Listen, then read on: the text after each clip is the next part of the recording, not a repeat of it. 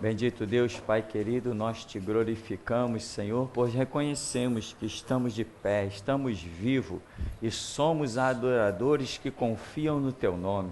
Porque muitos estão de pé, muitos estão vivos, mas não confiam no Teu nome santo. Nós aqui estamos e te glorificamos por isso, Senhor, pois reconhecemos o valor das nossas vidas para o Senhor. Sabemos, ó Deus, que as tempestades podem vir, os desertos podem cortar e os mares podem existir, mas os que confiam no Senhor renovarão as suas forças e subirão com asas de águia. Por isso, Senhor, glorificado, bendito seja o teu nome, por nós reconhecermos por tua graça, ó Deus, o quanto o Senhor tem feito por nós e por isso estamos alegres, porque não importam as nuvens, ó Deus, não importam os terremotos, não importam as tempestades. O final de tudo, Senhor, será apenas uma bandeira hasteada, a bandeira de glorificação ao nome do Senhor. E hoje nós somos participantes desta glória. Por isso, Senhor, te adoramos, te pedimos graça, dá-nos revelação, dá-nos sabedoria, pois sem o Senhor, gloriosamente, nós nada podemos fazer. Nos abençoa, Deus, em nome do Senhor Jesus. Amém. Irmãos, nós vamos a Números capítulo 12. Diminui um pouquinho o médico. E nós queremos ver algumas coisas. Umas já vimos e outras acho que ainda não. Ou às vezes podemos ver de formas diferentes. Lá em Números, no capítulo 12,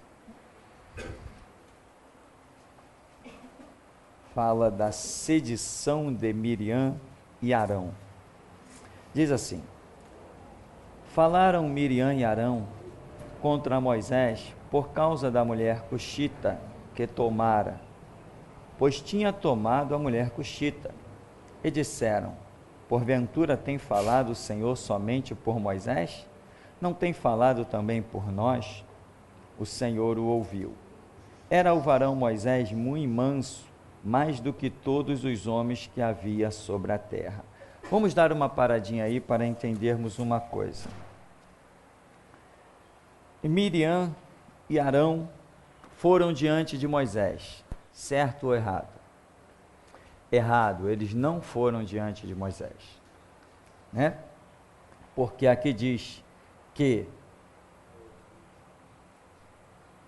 pois tinha tomado a mulher cuxita. No verso 2, disseram: porventura tem falado o Senhor somente por Moisés? Não tem falado também por nós? Ou seja, Miriam e Arão batendo um papo. Que é isso? Moisés tomou essa mulher aí? Deus não fala só por ele não, ele também não tem falado pela gente?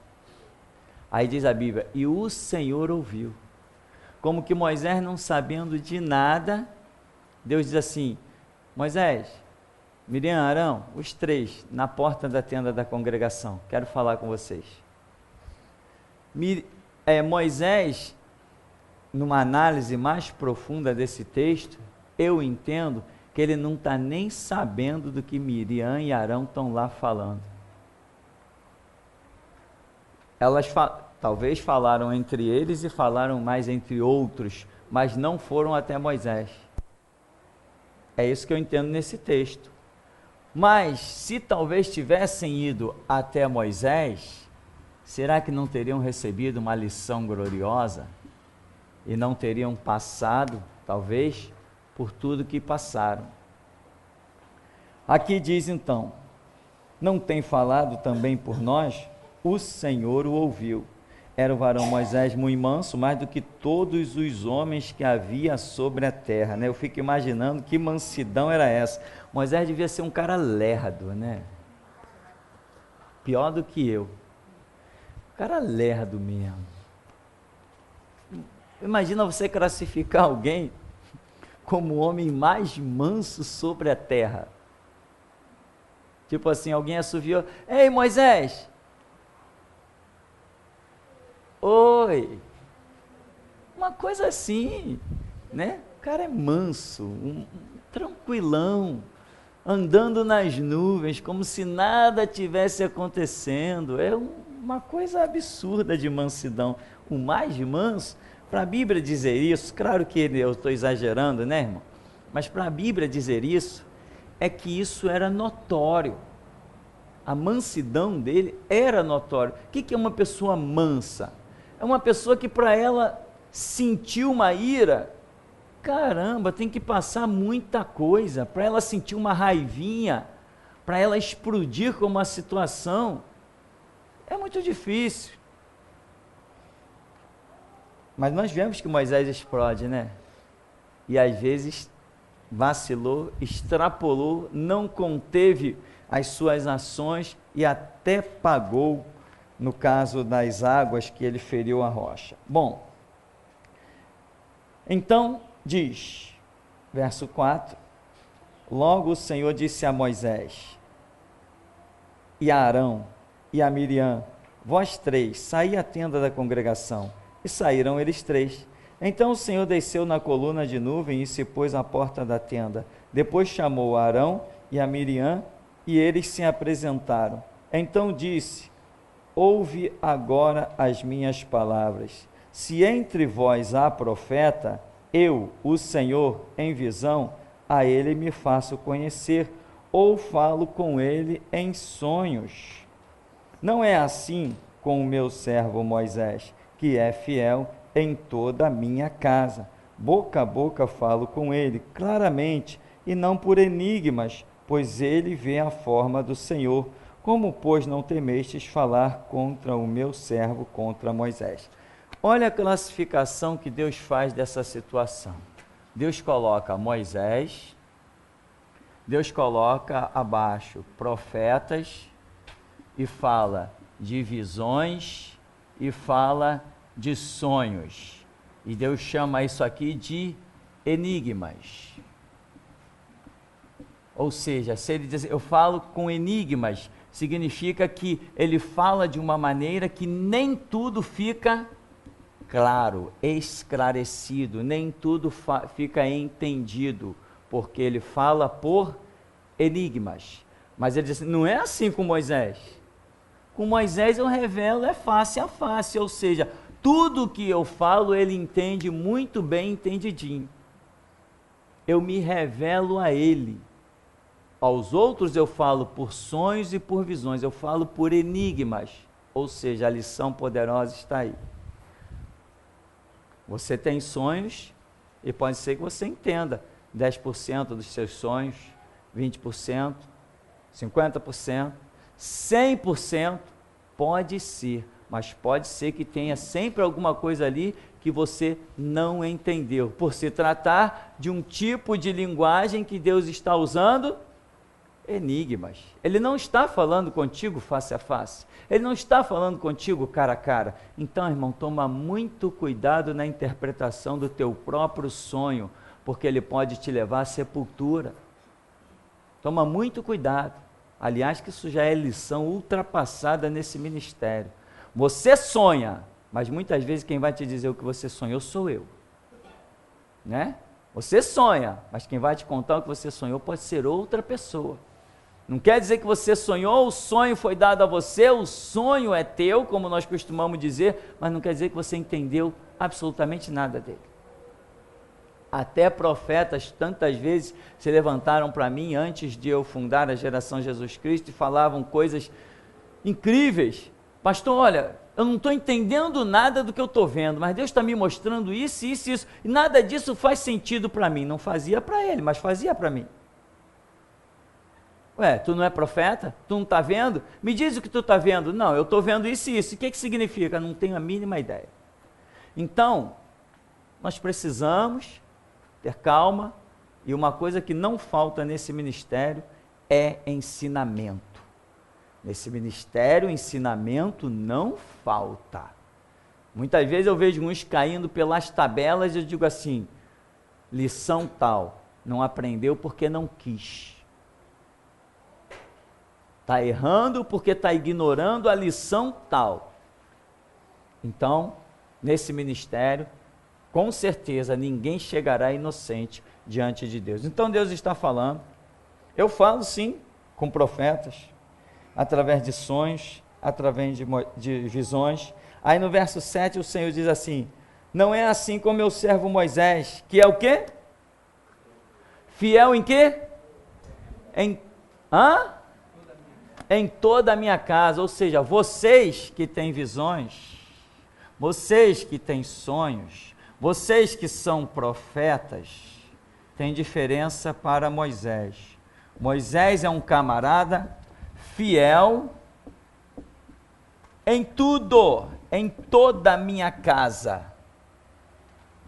Eu não acho vocês que têm visões, vocês que têm sonhos, vocês que são profetas, vocês não são fiéis em toda a minha casa. Moisés é, vocês não. Ou alguém quer interpretar diferente? Eis-nos aqui abertos a aprender qualquer coisa.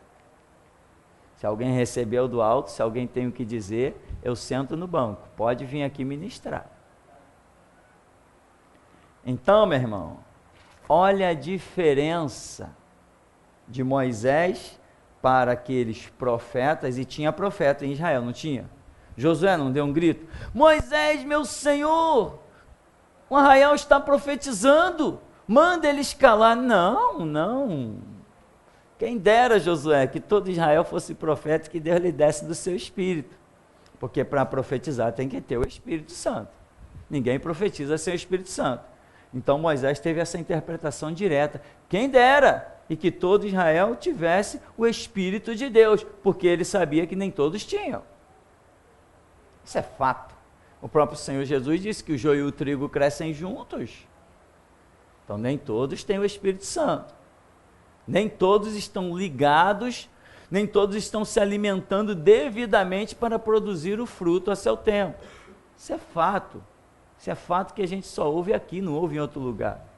Então, tinha profetas lá sim, pois Josué tentou calá-los, né?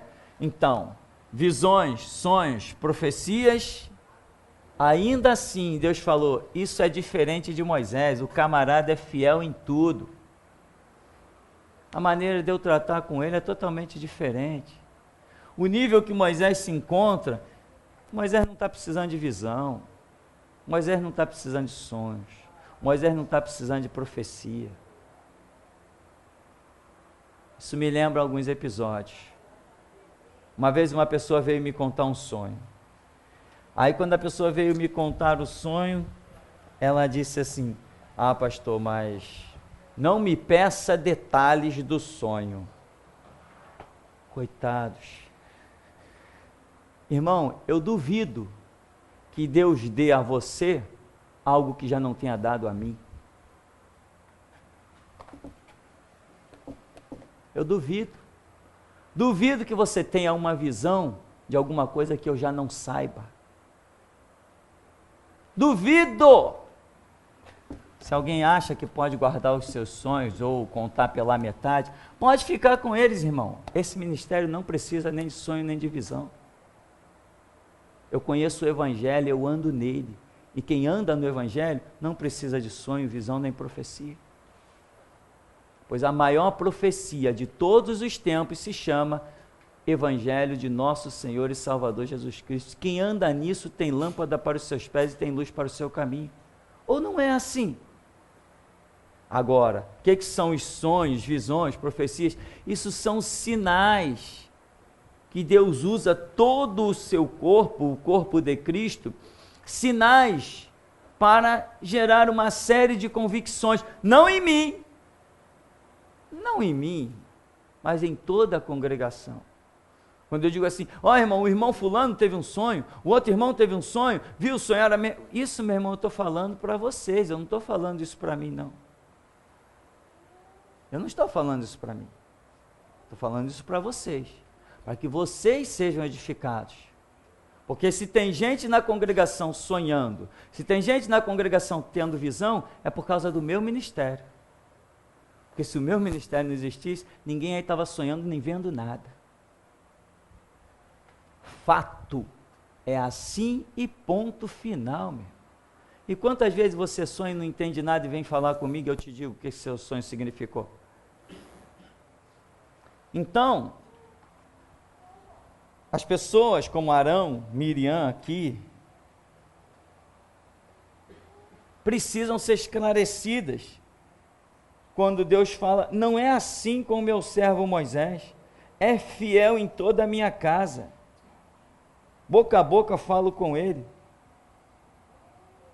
claramente, e não por enigmas, pois ele vê a forma do Senhor.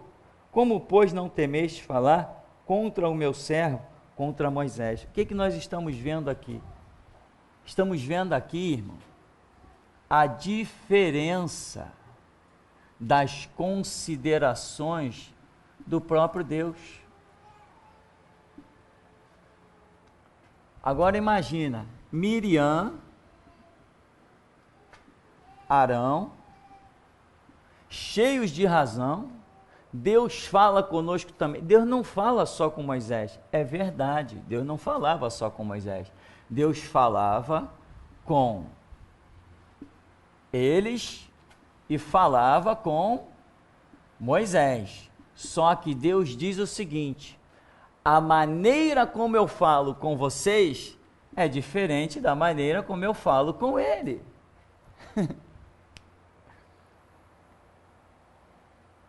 Ou seja, se vocês, Miriam e Arão, se vocês já fossem autossuficientes, vocês não precisariam do ministério de Moisés. Arão é o sacerdote, Miriam, irmã de Moisés, naturalmente, irmã, profetiza, né? Mas, se não fosse Moisés, tanto o sacerdote quanto a profeta continuariam lá até morrer no cativeiro. Irmão, as maiores lições só são ministradas a corações humildes. É dos humildes o reino dos céus, não diz a bem-aventurança? Bem-aventurados os humildes, porque dos tais é o reino de Deus. As maiores lições só são ministradas a corações humildes, porque a humildade que permite, ela é a porta que permite penetrar lições que outros não querem nem ouvir. Humildade é algo muito fantástico, simplicidade, mansidão. Então, lá está o sacerdote Arão. Lá está, eles não eram filhos de Levi? Moisés e Arão não eram filhos de Levi? Uma linha que Deus estava escolhendo como sacerdote? Tá. Arão vai ser sim um sacerdote. Miriam vai sim profetizar. Eles são filhos de Levi.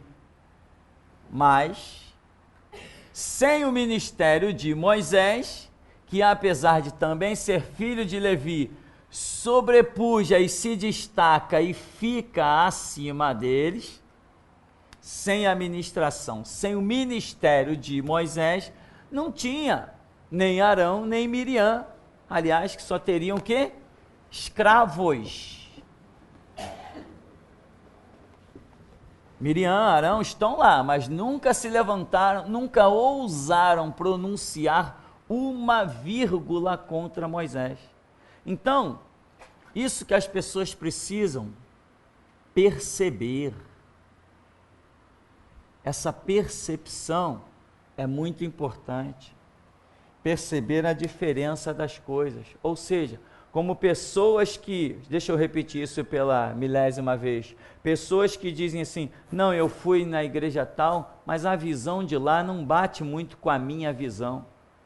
Imagina, o camarada é um escravo, nem igreja não tem. É um perdido no mundo, não tem nem igreja, está procurando igreja e está questionando visão de pastor, está querendo uma visão igual a ele. O dia que o infeliz, o desgraçado, chegar numa igreja e ver um pastor com a mesma visão dele, o pastor tem que estar desviado igual a ele. Tem que ter percepção, mas essas coisas é imperiosamente necessário humildade. Eu não entro numa igreja para ver se o pastor prega o que eu concordo. Eu entro numa igreja para me converter. Se é conversão, significa que eu vou ouvir coisas contrárias ao meu rumo, aos meus pensamentos e à minha vida. Porque conversão, nós não entendemos que estamos caminhando para o norte. Ah, vou me converter, então vou passar a caminhar para o sul. Agora, se eu estou caminhando de um jeito, eu penso coisas, eu penso situações, eu penso de determinada forma e maneira, e eu entro numa igreja, o camarada, eu estou no mundão e eu entro na igreja, o pastor está pregando coisas que eu concordo com tudo que ele está pregando, ferrou. Eu vou me converter a quê? Quem está precisando se converter é o pastor.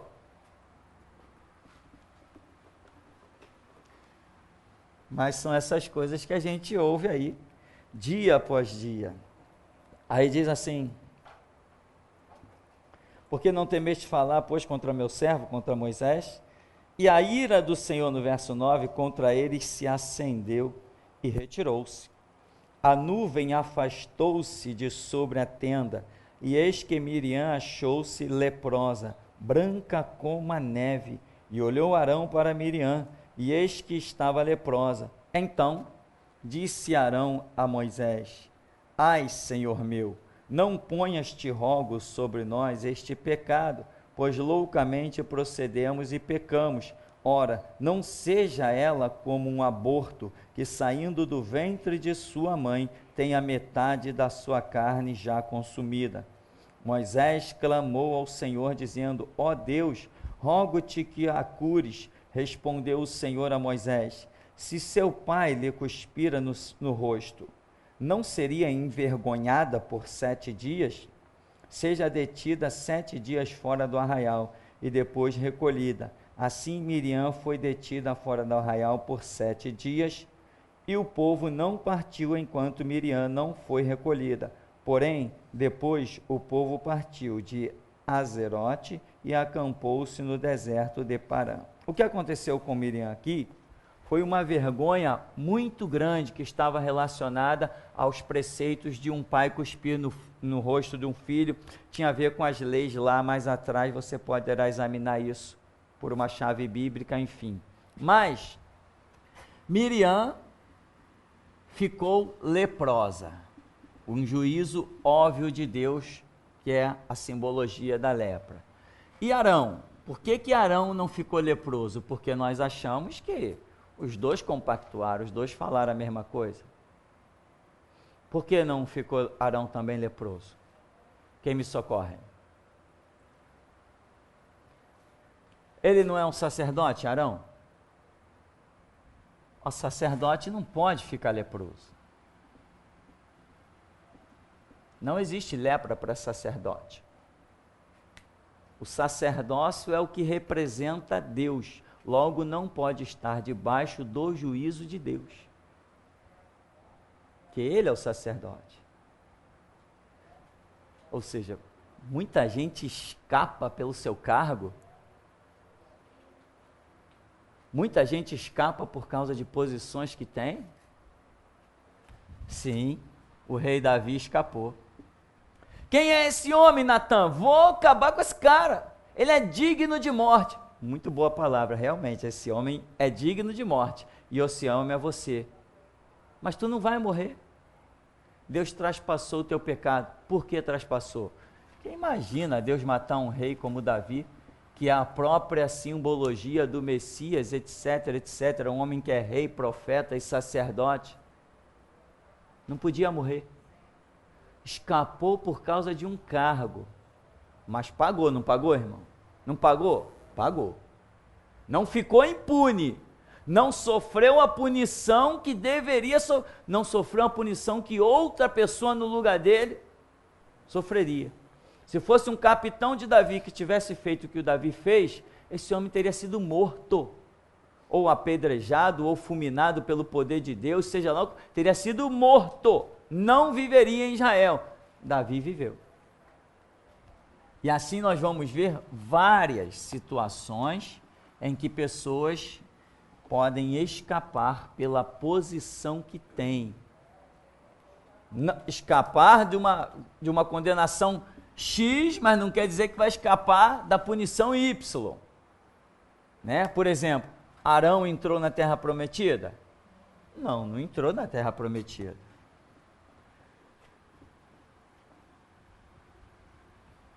Arão conseguiu forças para se sustentar na confecção do bezerro de ouro? Não. Às vezes o erro de uma pessoa é consequência de outros erros, como a Bíblia diz que um abismo chama outro abismo. Então, quando nós vacilamos aqui, o diabo diz assim: opa, vou jogar de novo, vou tentar mais uma vez. Porque ele sabe que quando nós vacilamos aqui, nós perdemos graça para ser exercida lá no futuro. Ele sabe muito bem, quando eu acerto aqui, eu recebo porção dobrada para acertar lá na frente. Quando eu erro aqui, Deus diminui essa graça e eu lá na frente começo a ficar a minha caminhada mais difícil, eu começo a ficar à mercê das coisas. Ou seja, quem já não experimentou, né, dos que já se desviaram, aquela experiência amarga. Poxa, foi tão fácil eu me converter, mas quando eu me afastei para voltar para a igreja, foi uma dificuldade, foi um sufoco, foram não sei quantos anos, como eu sofri, eu queria voltar e eu não conseguia. Tinha um testemunho de um homem chamado Euclides, que contava coisas incríveis no testemunho dele. Uma das coisas que ele dizia era que quando ele se desviou, ele passava em frente à igreja, ele queria entrar e não conseguia. E ele clamava: Deus, me pega e me joga dentro da tua igreja, como o Senhor fez da primeira vez comigo. E as coisas iam acontecendo, os anos iam passando, ele não conseguia entrar na igreja. E ele dizia assim: eu sei como são duras as correntes que prendem um desviado. Ou seja, é fácil as coisas de um determinado ponto, mas a redundância dos fatos começa a complicar a caminhada espiritual. Se converter, eu vou até dizer que é fácil. Mas depois de desviar-se, voltar para a igreja, você vai ter que ter forças triplas, quíntuplas e etc. Isso é um fato. Agora, irmãos, vamos analisar uma coisa. Moisés é um homem que ele teve uma primeira esposa. Como se chamava essa primeira esposa? Zípora, filha de Jetro, que era sacerdote do Deus Altíssimo, o Deus de Moisés, o Deus de Israel, lá em Midian. Depois Moisés vem e pega uma segunda esposa, cujo nome dela não me recordo na escritura, chamada mulher Cuxita. Dá ao entender que era uma mulher de Cuxi, uma região da África, não sei se é um país, alguma coisa assim, uma região da África que chamava Cuxi. Isso é o que os historiadores dizem. Eu não sou historiador, eu apenas leio os livros. Então, houve uma primeira mulher e houve uma segunda mulher. A primeira mulher de Moisés morreu.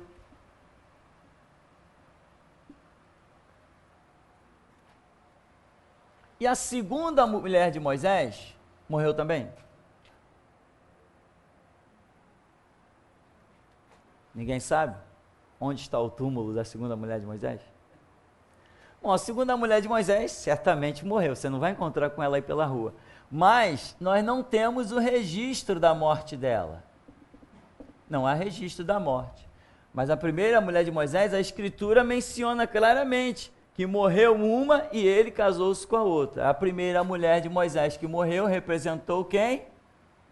Israel. Israel, para voltar a ter uma vida espiritual ativa, só a ressurreição. Só uma coisa muito estrondosa. E o que será essa coisa muito estrondosa? A descida de Jesus no Monte das Oliveiras, para ressuscitar Israel. Fora isso, Israel não se levanta de jeito nenhum. Porque imagina como Lázaro morto e Jesus chega, Lázaro vem para fora. É um impacto, é uma coisa absurda, uma coisa fora do comum. Agora, a segunda mulher de Moisés já representa a igreja. Se representa a igreja, não tem que ter morte, não tem que ter morte. Não pode ter registro de morte. Por quê? Porque a igreja não morre jamais. A igreja é eterna, né? Avisa aos nossos inimigos, né? Que querem destruir a igreja, que querem combater a igreja. A igreja não morre jamais, a igreja é eterna. Jesus fundou a igreja e disse que as portas do inferno não prevaleceriam contra ela. Por mais que a igreja tivesse mergulhada na apostasia, não estamos nós hoje aqui dispostos a morrer por Jesus Cristo? A igreja é viva, a igreja é eterna, ninguém destrói a igreja. A igreja será arrebatada. Então a igreja some do cenário, como a mulher de Moisés sumiu do cenário.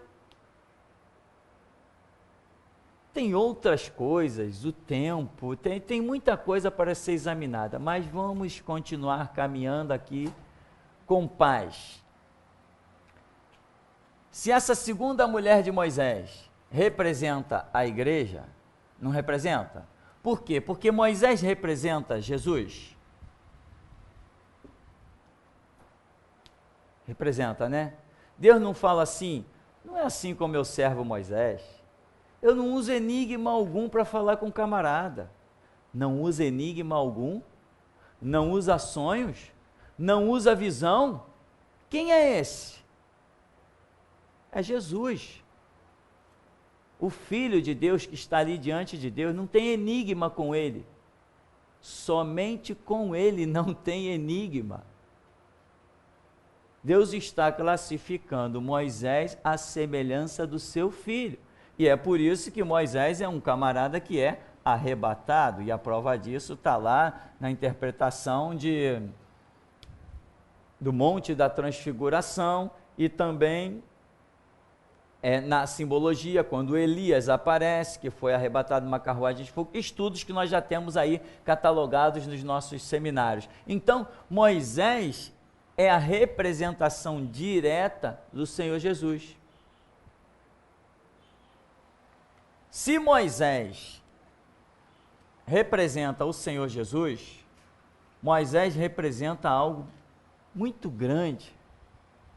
Ele representa um sacerdócio à semelhança de Cristo. Só que Jesus, sendo, como diz Hebreus, o sumo sacerdote das nossas almas, a Bíblia diz que ele também constituiu sacerdotes, comprando-nos com o seu sangue, nos fez reis e sacerdotes. E o que é um sacerdote? Não é aquele que é mediador. Sacerdote é um mediador. Jesus é o sumo sacerdote mediante nós e Deus. Os sacerdotes que Deus criou estão aí de uma maneira gloriosa, né? Paulo diz que os pastores são o guia das nossas almas. Então, os sacerdotes menores são mediadores entre Jesus e as ovelhas que estão em crescimento. Esse complexo de sacerdote e ovelhas forma a igreja. A igreja é uma mediadora entre mundo e Deus. A igreja é uma mediadora entre o mundo e Deus. Paulo diz que a partir do momento que nós nos convertemos, aceitamos Jesus, cremos, nós passamos a receber o ministério da reconciliação. A partir do momento da nossa conversão, nós já podemos apontar Jesus como caminho, verdade e vida para qualquer pessoa do mundo. Então, a igreja como um organismo organizado, me permita a redundância, ela se torna um ou uma sacerdote. sacerdotisa. A igreja é uma sacerdotisa. Ah, a igreja é uma sacerdotisa? Tá, então vamos voltar a 6.000 anos atrás e vamos achar a mulher cuxita novamente. Contra quem Arão e Miriam falaram? Falaram contra uma simbologia de um sacerdote, de uma sacerdotisa. Eles não estavam falando contra alguma coisa qualquer. Eles estavam questionando uma posição inquestionável. Porque Jesus, representado por Moisés ali, escolheu aquela mulher que seria o símbolo da igreja gentílica. Essa mulher, uns dizem até que ela era negra, devido à etnia daquele país ali, de onde ela era originária. Seria até uma mulher negra, quer dizer, um verdadeiro escândalo para Israel. E, no entanto, não é esse o escândalo para Israel? Em que Deus veio nos chamar, e do nosso meio gentílico Ele chamou até homossexuais, chamou prostitutas, lésbicas, chamou ladrões, assassinos, pedófilos, estupradores. É um escândalo. No meio dos judeus, tudo branquelo. Vem Moisés e casa com uma mulher negra. Isso era um escândalo. Talvez você não analise isso com tanto escândalo, porque nos nossos dias ninguém vê escândalo nisso. Não existe esse racismo, não existe esse preconceito de cor, né? Não existe se é preto, vermelho. Para nós em Cristo Jesus não existe isso, e mesmo fora de Cristo Jesus não tem que existir isso. Isso é um absurdo, discriminar uma pessoa pela cor da sua pele. Isso é uma coisa que não tem nome. Mas o impacto de Moisés trazer aquela mulher para a posição do seu lado, meu irmão, você pode ter certeza que causou muita revolução em toda a congregação. E a posição daquela mulher, ela era uma sacerdotisa. E o resultado? Miriam e Arão entraram de gaiato. Você sabe o que é um gaiato? Aquela pessoa boba, né? Aquela pessoa, sei lá, fala de tudo. Então, Miriam e Arão se levantaram contra um projeto de Deus. Mas eu te pergunto, eles sabiam desse projeto? Eles sabiam desse projeto?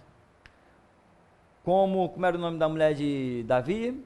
Mical, que alguns historiadores colocam, né, até num filme recente de uma televisão, disse que ela acabou louca, né? Isso deve ter sido o mínimo mesmo que aconteceu com ela, porque louca ela já era desde o começo, pelas coisas que ela dizia. Mical dizia, quando Davi tirou suas vestes, quando trazia a arca, e a Bíblia diz, dançou no espírito, né? Bailou no meio da rua, uma alegria indescritível. Só podemos ver que aquilo ali tinha algo espiritual sobre aquilo. O rei arrancou as suas vestes e dançou na presença da arca de Deus. O que vemos a simbologia bíblica que diz que Jesus Cristo despiu-se da sua glória e habitou entre nós. Quem olhava para Davi sem as vestes reais, achava que ele era apenas mais um ser humano, nada mais do que isso. E quem olhou para Jesus, nada mais viu do que apenas um homem. Até para o trair, o traidor teve que chegar bem pertinho e dar um beijo nele, porque ele olhava-se como qualquer outro homem, se confundia como qualquer outro.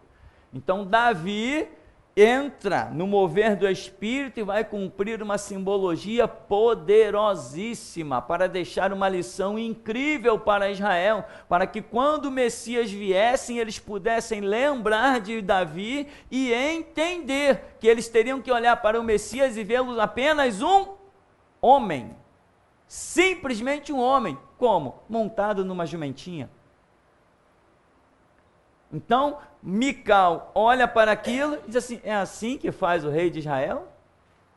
descaradamente, sem vergonha, se despindo diante das servas de Israel?